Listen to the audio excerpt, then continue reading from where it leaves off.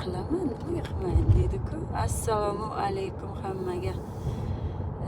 Hurmatli hamyurtim, zemlyagim, zemlyachkam deydimi? Yaxshimisiz? Avvalambor sog'misiz, salomatmisiz? Men ommaga o'zimni ko'rsatish uchun chiqmayman. Men mana YouTube kanalimda kiyimlarimni reklama qilish uchun, o'zimni bo'yanib reklama qilish uchun chiqmayman, to'g'risi. Men savollarga javob berish uchun birorta narsa haqida nasihat emas, endi o'zimcha savolga javob berish uchun, nimadir yangilik topib olsam, o'shani ko'rsatish uchun chiqaman. Aynan men kiyinib, yasanib, mana biladi nimalarim.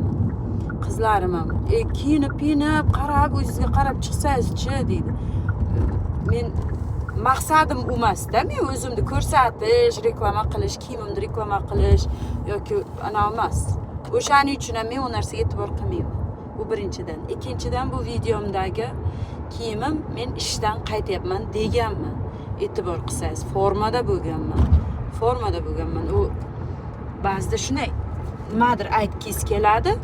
U kiyimni o'zgartirishga vaqtim bo'lmaydi birinchidan, ikkinchidan men u narsa video uchun kiyim almashtirmayman.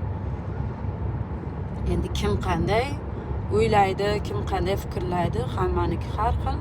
Siz masalan o'z kanalingizda bemalol o'sha video kanalingiz uchun videongizga nima deydi, kiyinib, yasan-tusan qilib tusharsiz balkim, lekin men aynan kanalimga video olyapman, kiyimimni almashtirishim kerak, chiroyli bo'lishim kerak degan unday umuman menda bo'lmagan. Biror marta shunaqa qilganman, Zari.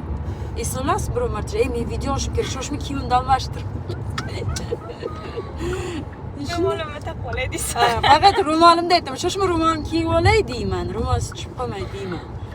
Lekin aynan video uchun kiyim almashtirib, qaytam qizlarimiz aytib o'tadi menga.